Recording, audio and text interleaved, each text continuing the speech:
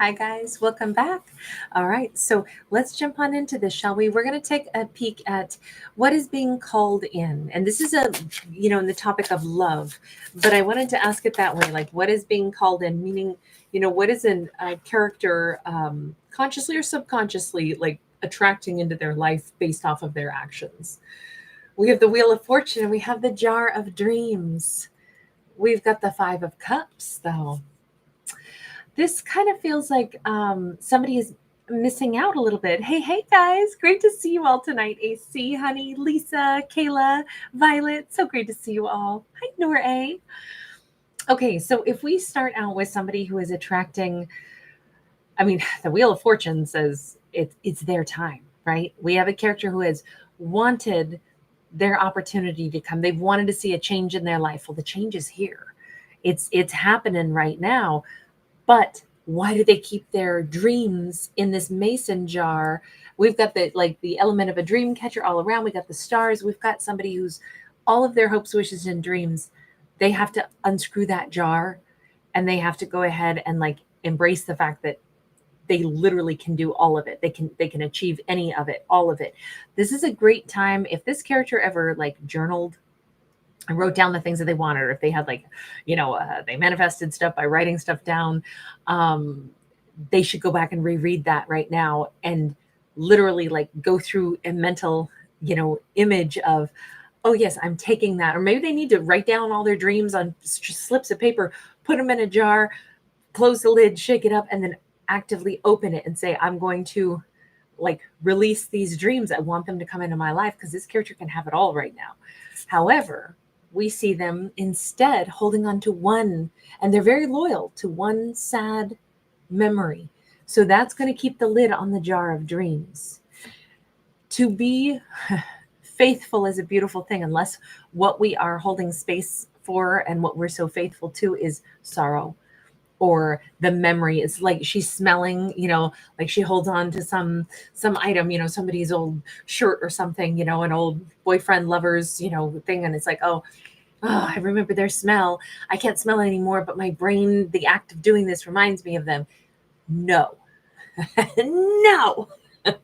That is not the way.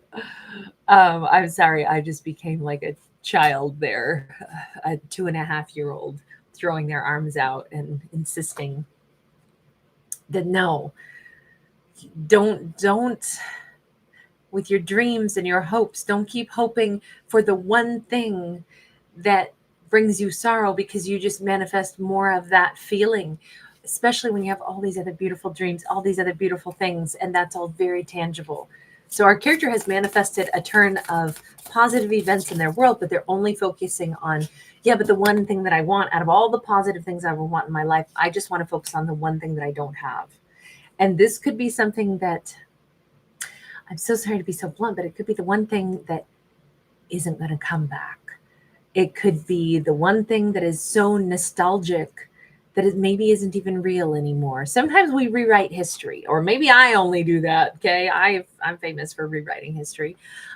Jeannie Vale, hi honey, thank you so much. Thank you, Travis. Thank you for the bouquet. Jeannie, thank you for that beautiful donation. You guys are so awesome. We got a King of Swords here. She knows it. I think this is her like standing before that, we all have that internal voice in our head, the voice of reason, the voice of truth, the voice that we don't always want to hear because it's the stern, it's like the judge who says, come on now. You know this isn't the thing to call in. You know that. You know maybe somebody's not in your life for a reason. You know it was a long time ago and you see all the butterflies. You know that it's time to let go of this, but you're still clinging to it. You got to let this go. Now, it could be a Libra, Gemini, or Aquarius that they need to let go of the thought of somebody like that. And it could be that they found out things that are about that person that are like, this is why it wouldn't work. Maybe this person even rejected them. And I know that's hard, but we're all going to be rejected. I've been rejected so many times I cannot even keep count. Kidding me? I've been rejected by billions of things in life. From romantic, opportunities that didn't want me, even if I wanted them, to jobs that I really wanted that didn't hire me. We're all going to be rejected. That's just how it goes. Better to You know how they say if you're gonna like learn to ride a horse, you're also gonna get bucked off, so you better learn how to fall. More than learning how to ride, you need to learn how to fall, and so that you don't get too banged up. And I feel like that tuck and roll, that tuck and roll is what our character has had to learn. And I think that their logical side of their brain is like, I know, High Priestess. It's the logical side as well as the intuitive side. I know. I gotta let this one go. I can't keep smelling their old shirt. I can't keep holding on to this. I can't keep rereading the texts from a point in time where I was hopeful and I thought we were in love. I can't keep holding on to this when all it brought me was grief. But that is what I'm still trying to manifest. But I know that that's not the thing to do because it's keeping the lid on all the other good things in my life so that they don't come true, even though now is the greatest time for all these beautiful things. I feel like this is this decade of this character's life, wherever they are, they could be 46, and from 46 to 56, they're going to have they could have an explosion of all of these wonderful, possibilities and all these gorgeous timelines, because this character has worked hard. They have stored up good karma. Anytime you get the Wheel of Fortune upright, you did some good stuff. This is your time to reap the rewards. This is your time to cash in those poker chips of the good karma that you just won at the, whatever, the craps table of life. But she's not. She's dawdling over here. She's wasting time because she says, I know, but I just want this one thing that she even knows she shouldn't have. And I think that's the crux of this story. When we want the one thing that even we know we shouldn't be trying to call back in, that's probably the biggest blockage, because we're going against our own true nature by saying, but I want it, but I know it doesn't work, but I want it. So that's kind of like breaking a karmic cycle. She's got to break her own karmic cycle in this. What is universe? Give her some help, right? Because I think we've all been there. I think it's such a relatable message. When we want the one person who's just like, every time they come into my life, they break my heart, they trash my house, they ruin my credit score. But I want that person and I want it to work. I know it doesn't. But I want, even though everything that I've ever seen shows me that it doesn't work, I still want them back, but then I want it to work. But it's like, but the reality of it is it doesn't work. So it's time to let go. The universe, okay, so I said, what's the thing that's going to help her? And the universe is being very blunt. I'm so sorry. This is a really tough message, but the universe says there has been a karmic injustice, which is the real reason she's hooked on this, because she wants justice. Somebody treated her bad. Somebody cheated. Somebody did something that was so obviously wrong. When the justice card is upright, it speaks of a tremendous injustice, and anybody watching would know that it's wrong. They know it. She knows it. The television set knows it.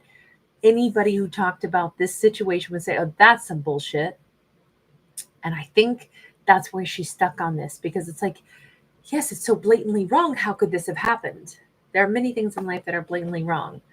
And ideally, we have checks and balances to course correct when people do things that are wrong, right? In this love story, though, where it's a karmic injustice in a romance, that's why she's having trouble letting it go, because how do you not want to set it right?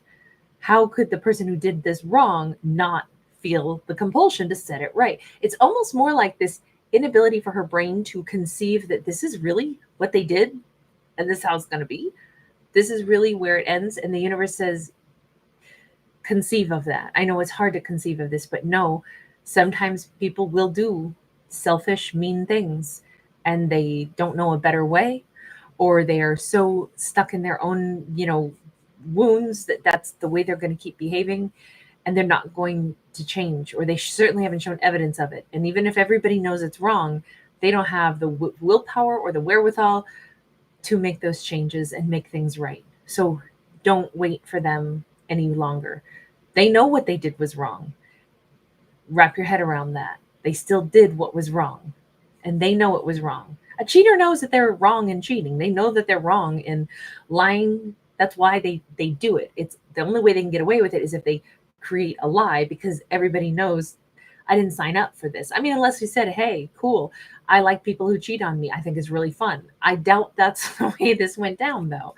And I'm just using that as an extreme. I'm not saying that they cheated, but in a romance, when something is really unjust, that certainly could be an example, right?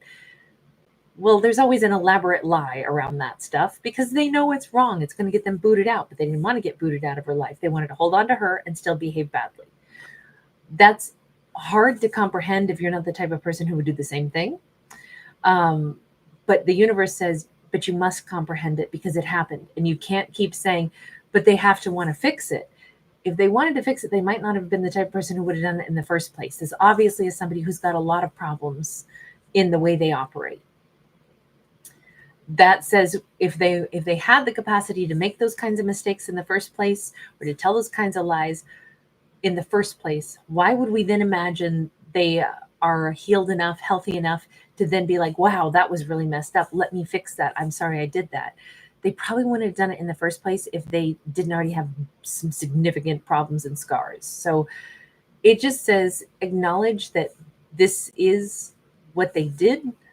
In this story, I'm sorry, it says it was deliberate. This says there was a karmic injustice done. This person standing there with their hands on their hips, they know it, and they're not fixing it. And she's got to stop thinking that they're going to come in to fix it. If maybe someday they will, but she has to stop thinking that they're going to. She has to quit smelling their cologne or their perfume. She has to quit thinking that, but they know that it's wrong, so of course they're going to fix it, but they're not. The universe says the sooner she can recognize that is where they're operating right now, whatever scars they have that make them behave that way, whatever choices they're making that make them make those bad choices, it is a choice. And that is what they're choosing. And there isn't any more to rationalize about it. And if she can look at it that way, I'm sorry, God, I hate this story. I'm so sorry. But if she can look at it that way, it might allow her to turn her back on this and be like, oh, I'm not dealing with that. Let's put it in a different context. A little kid who's been, we'll put it in a 5-year-old context, kindergartners in class, right? But let's say one of them has that stereotypical only child, they can do no wrong, mommy and daddy's little prince, little princess, and they think everything is theirs because it's how they've been trained. I get everything. I'm the best. I don't have to listen to anybody. Your toys are actually mine. You have snackies that I want to eat. Well, I'm taking them away from you. I'm taking all the good snackies from myself, and I won't listen to anybody. That attitude, it's hard to believe that that's the way somebody operates, but if that's their mentality, because that's how they were trained, that's how they're going to keep behaving, right? And what do? Well, you decide, I don't want to play with that kid because they always steal my toys. I don't want to sit next to them because they take my snackies, and that's pretty much it until that kid grows up and changes something or, some higher power steps in and is like, whoa, we're going to have to address this whole pattern of behavior.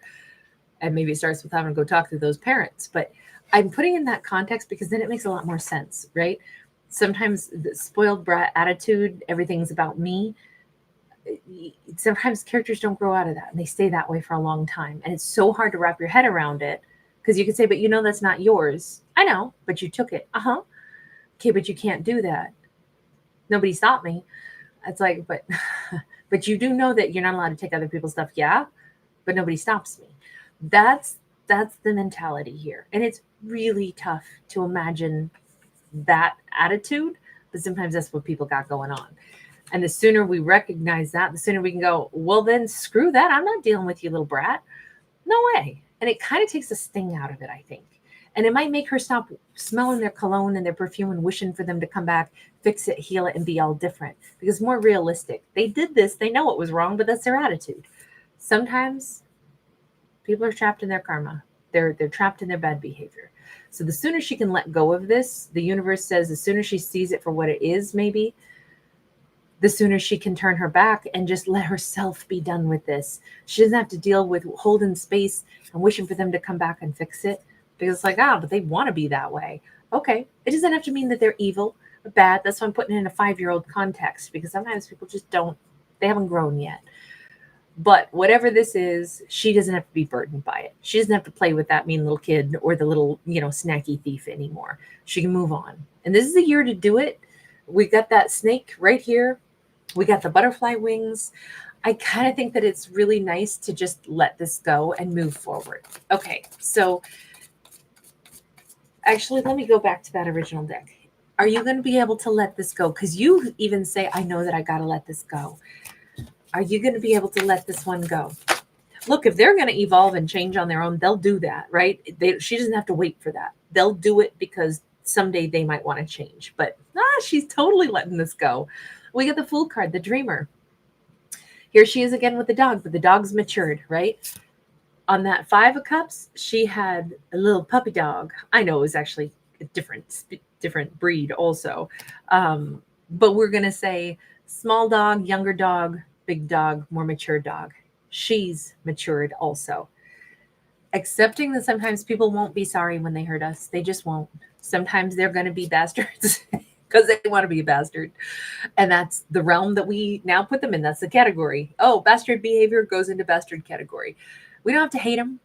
I don't think bastard is that bad of a word or that mean of a word. It's just like, that's a bullshit behavior. That goes in that category. You did that. You wanted to do that. And that's a category. That's a reputation you now have. But anyway, just means that go a different direction. So she's got that wisdom. She's matured and she's free of this. Very liberating. So does that get her back over to that Wheel of Fortune then? Does that bring her over to the Wheel of Fortune? Page of Wands. We have somebody who's coming in with the medicine box. This is wonderful. That Page of Wands is a lot of healing going on. She may be drawn toward people that are soothing. I'm not saying she's looking for somebody to go fix her, but she may be drawn to all kinds of healing all of a sudden. She may find herself interested in taking like natural healing courses, whether that's, energy work or medical, whether it's traditional or whether it's like Ayurvedic medicine or whether it's, holistic medicine or even, something along the lines of like herbal or something like that. She's going to be really intrigued and really drawn. Maybe this was one of her hopes and dreams, was to do something in the world of healing. But she's drawn to somebody. She may also be drawn to like picking up a good cause, like to help others who've been wounded in other ways. Sometimes the way we heal ourselves is to acknowledge other people's pain and say, you know what? I know what happened to me wasn't fair. And in a whole nother way, I can see that you're going through something that is completely unfair. I want to help. I don't like injustice. Let me be somebody that, tries to create justice in this world. And this could be at a small scale or a big scale. She could join big organizations or she could do something very small. This is kind of, I think a lot of the most wounded people on earth are also some of the kindest souls that'll be the most generous, the most willing to compassionately look at someone else's plight, someone else's pain. And it's not that they see themselves exactly, but they have empathy and they know that throughout life, there's tons of moments where human beings will be struggling and will have injustices dealt to them. And I feel like the best version of a human is a compassionate version, an empathic version. Dogs have such huge empathy. Animals in general, but dogs in particular, I think are very, very empathetic. And I think humans are as well. And that's the best part of us. That's my opinion anyway, is when we can see other people and we see ourselves in them. We see that, that connection. We have another dog card. We got wild card. I don't know what our character is going to do. It may be that they're suddenly inspired, but I feel like this gets them on track for what their dreams, their hopes, their goals are. And now I'm thinking that some of their dreams, their hopes, their goals are part of their life path, the direction that they were always supposed to go. They want to make an impact in this world, a beautiful impact. And as I say this, I want to be careful the way I describe this, but because I don't think anybody ever, like, part of your life path is that you have to suffer. I don't believe in, looking for suffering. I don't believe in any of that stuff. But what I think perhaps the storyline is hinting is that these set of experiences that our character has had, the way they are, the loving nature that they have, the fact that they could have such a tremendous life experience where they had to wrap their their head around something so foreign to themselves, which is like, I wouldn't go out and, do an injustice to somebody like this. But now I realize that other people do operate that way. Now I realize that there's a lot of walking wounded in this world, wounded from a lot of different things. That has possibly solidified our character's true life path and nature, and kind of what they want to dedicate themselves to, what matters to them. I feel like this character always had this capacity. They always had this good heart. I feel like they've always cared about, maybe a life of love and compassion, but now they're kind of dialed in, if that makes sense, because of their own bad experience. In a weird way, what they've gone through has actually put them on a life path that they are completely like the perfect frequency, perfect resonance with, deeper comprehension of why they choose this path and maybe why this has always been their life path. They were already compassionate. They were already loving. They already are the kind of person that doesn't go out and do people dirty. But now they have this more like obvious and prominent like purpose and life path. This is not like now they're this huge crusader, but rather they'll find something that they can really believe in. Maybe they'll be somebody who does want to work with animals, they want to do animal rescue, or perhaps they will, work in an animal shelter or help to find homes for pets, or perhaps they'll work with humans, or perhaps they will, it's just that their life and their purpose here is big. All of us have a big life purpose, right? And part of it is just to enjoy the life that we've been given, but we also get a chance to interact with so many people and maybe make positive impacts on other living creatures, whether they're humans or whether they're animals or plants or whatever. How great is it to think that we could do something positive for things on this planet with our life energy? So we get to enjoy our life. We get to explore our talents and our mind and our, arts and all of the things that make us unique from everyone. But we could also do something good at the same time, something that benefits other living creatures. How awesome is that? But finding, where do my talents belong? Where do they lie? I think that's what this is saying, is our character, because of this terrible experience they had, but this tremendous lesson that they also learned, it pushes them down a pathway that I think they're going to reach some of their fullest potentials. Some of the things that it corresponds with what their dreams and their goals are. I think this character has a lot of good things to do in this world. And these could be little things, big things. You never know. You never know. It leads them also to real love with that Four of Wands. This could end up being a same-sex couple. Doesn't have to be. This could also be first and foremost that our character has to like love themselves. And I kind of think that love is not a struggle for this character. In fact, I think they're all about love, always have been. Their struggle was in understanding how somebody could operate without love. Somebody who could operate, so opposite to them. Somebody who could be callous and cold and unfeeling and intentionally unkind. That's not part of this character's vocabulary. It's very, very hard to wrap one's head around the ruthlessness, the selfishness, the ignorance, the, that behavior, if you don't operate on the same level. But recognizing it and saying, aha, so it exists sometimes. And I'm not talking about evil. I'm talking about just petty, mean, stupid humans. And they're out there. We see them all the time. They're pretty broken, probably. They probably need a lot of healing. And they got to figure that out. But this character learned that lesson that, wow, they really can operate that way.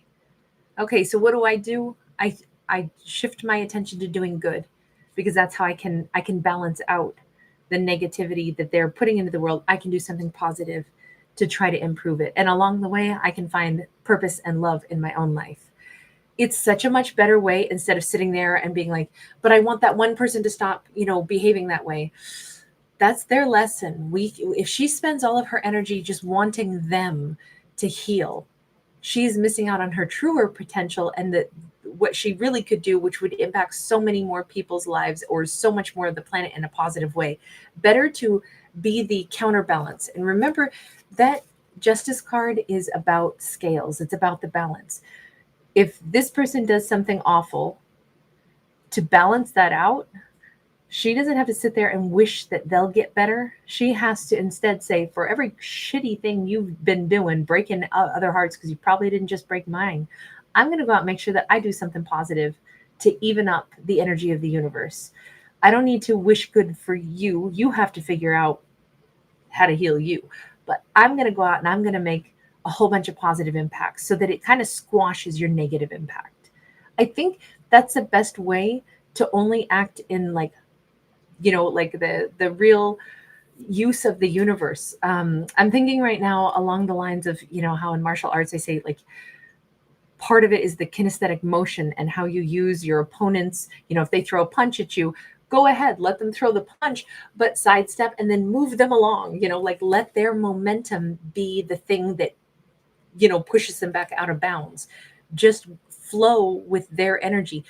It's not even about like, I have to block you and defeat you. It's like use their energy against them instead of expending your energy to try to fight them. Let them kind of start putting their energy into their own, like pushing themselves out of play.